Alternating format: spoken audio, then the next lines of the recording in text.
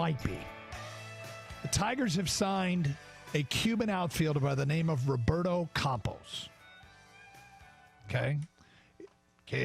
It's been very difficult to find out information on Roberto Campos. Well, Chris McCoskey has a tweet that says outfielder Roberto Campos, and he spells it C-O-M. I found a story that's on MLB.com that mentions infielder Roberto Campos, and it's C-A-M-P-O-S. It has a list of the top 30 international prospects expected to sign today. And then it says, however, it's worth noting that Cuban infielders Roberto Campos, 15, who's expected to sign with the Tigers, and Michael Trina, 18, is expected to sign with the Reds, narrowly missed the cut for players eligible to sign in July. Baseball America has a Roberto Campos outfielder signing with the Detroit Tigers for $3 million. Okay. So, look, you got a story that says there's a 15-year-old infielder named Roberto Campos that's expected to sign with Detroit. Did they just give a 15-year-old $3 million? I'm not sure. Hopefully there's more to the story. Well, but here is what else could be more to the story. Something that happened a couple years ago that would fit the timeline. It was July of 2016 when a pair of Cuban brothers participating in a youth baseball tournament in the Dominican Republic defected during the championship game celebrations. Roberto Campos Proenza, 13, and Raul Campos Proenza, 14, left the rest of their teammates on Saturday while celebrating a championship victory in the 6th Punta Cana International Tournament. Witnesses reported the children boarded an all-terrain vehicle after saying goodbye to their friends. Roberto, who plays third base, was a tournament MVP. So these kids, it could be the same Roberto Campos. Well, Chris just tweeted something out 2 minutes ago saying about Roberto Campos. He's 16, defected after a tournament in the Dominican in 2016. He was not on an MILB list of top 30 prospects, but scouts love his offensive potential. So I'm sure we'll get some more information as the day progresses. Yes. Like I said, if this guy pans out, defecting from a tournament at the age of 13, signing as a 16-year-old for $3 million, I could see this being a 30 for 30 kind of story. And I don't know what to make of it from a Tigers perspective other than it's an extraordinarily aggressive move to give that kind of money to a 16-year-old kid. Yeah. Seems that way to me, at least. I mean, maybe there is Ben Badler, who is I don't know who he is. He's got 61,000 followers. He writes about Wander Franco for Baseball America. Baseball America writer. How's that? Okay. He has a picture of him. It says, big bonus for Cuban outfielder Roberto Campos, Tigers July 2nd signing. He does not look 16. He looks older. Does he? As opposed to, say, Red Wing draft picks that look like they're 15. Cole Caulfield? Yeah. Who wasn't a Red Wing draft pick, of course. But no, I'm curious. I'd like to hear some more particulars on this. It just doesn't seem like the kind of thing the Tigers organization would generally do. To spend this kind of money, I don't think we typically hear about that. But there are players, look, they go in the international market every year and sign guys that are 16, 17 years old. But you don't necessarily hear about them because they'll start their minor league careers in the bowels of the Tigers system. Did you hear about the Martian? Excuse me? There's a kid like this that the Yankees signed called the Martian. I saw the story yesterday. He signed for $5 million. That's a Yankee move. And I feel like the Tigers just made a Yankee move. But the Martian, they called him that because he was, quote, out of this world. So his nickname became the Martian. And I'd have to look up his name. But is it Jason Dominguez? No idea. Well, they apparently signed with the Yankees for $5 million. Well, there you go. So Tigers dip into the international market, and that's what they come away with. All right, Gator, 4th of July, big travel weekend, right?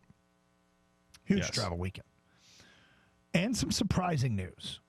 AAA in Metro Detroit, in a story I read on MSN, quoted on a few things. What do you think is the worst day to travel over the next week? I would imagine Wednesday is a terrible day to travel. Bingo. What time Wednesday? Worst time to be on the road? let's go with 6 o'clock. 2 to 4 p.m. Okay. Well, Expect the delay multiplier says ×2. How about this, though? Lower gas prices. AAA said in a news release the national average gas price, $2.66, 19 cents cheaper than a year ago at the same time, and they expect it to drop some more. yeah, I saw 287 driving it. Well, this is the national average. I understand the national average really screws over Detroiters because we'll see that and we're like, oh, national average, great. So everywhere else is getting a break. But here, we're getting screwed over. It's 287 what I saw. We'll see if that goes up. They still expect it to drop more, is according to AAA Michigan. Firework laws. You know, there are times when it's illegal to shoot off fireworks. Okay. These are the times on our calendar it is legal. December 31st until 1 a.m. on January 1st, which obviously doesn't apply now, but that's on New Year's Eve until 1 a.m. The Saturday and Sunday before Memorial Day until 11:45. June 29th to July 4th until 11:45 p.m. Okay, so if you hear fireworks after midnight, someone is breaking the law. July 5th if it falls on a Friday or Saturday until 11:45 p.m. So you actually can shoot off fireworks on Friday as well. And then the Saturday and Sunday before Labor Day until 11:45 p.m. Here's my question for you, because I think everybody that is like you has the same issue. Well, ask the question or has to evaluate how their dog handles fireworks. How does your dog handle fireworks? She's actually pretty good with it.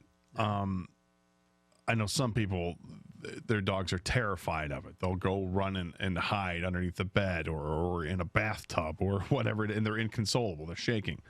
Lois doesn't really shake. She's curious about where the noise is coming from. But as long as I'm calm, she's pretty calm when it comes to the fireworks. Is that right? Yeah. I was talking to somebody recently. They have a new dog. And it was a couple nights ago, and there were fireworks going off. And the question was, they were like, uh-oh, hadn't even thought about this with this dog. And it was kind of an out-of-control dog. So he's not expecting. Well, that's nothing like Lois.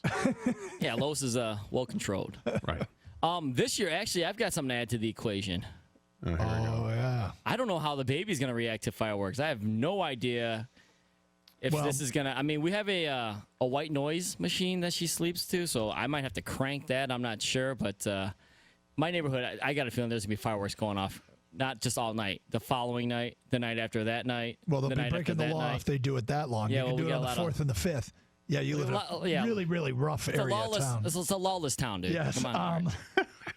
How old's your daughter now? 7 months. How is her sleeping? Through the night, actually, knock on wood. She sleeps through the night. Napping is another story, but as once we put her down for the night, she's good till the next day, till between 6:30 and 7:30 a.m. But this might interrupt it. Okay. So through the night, it's not going to work with the fireworks. If there's anything going on nearby, it's how it's affect you, because she'll wake up crying and then you'll have to get up. Yeah, and then you're going to be pissed off. Then you're going to be the dad that drives to the neighborhood to find those See, damn I don't want to be that kids guy are... because I love fireworks, but this is the first time where I'm like, ooh, maybe not this year. Things change, my friend. They change. Ooh, I could throw those headphones on her, like you know what I mean, for the noise canceling ones. What about that? Is that a bad idea? Well, have you ever put them on her before?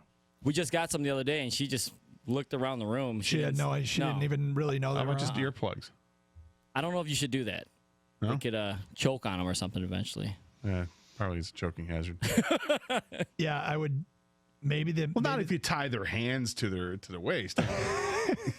I'm just gonna crater for the night. If you zip ties, you're fine. 248-539-9797, 97.1 the ticket.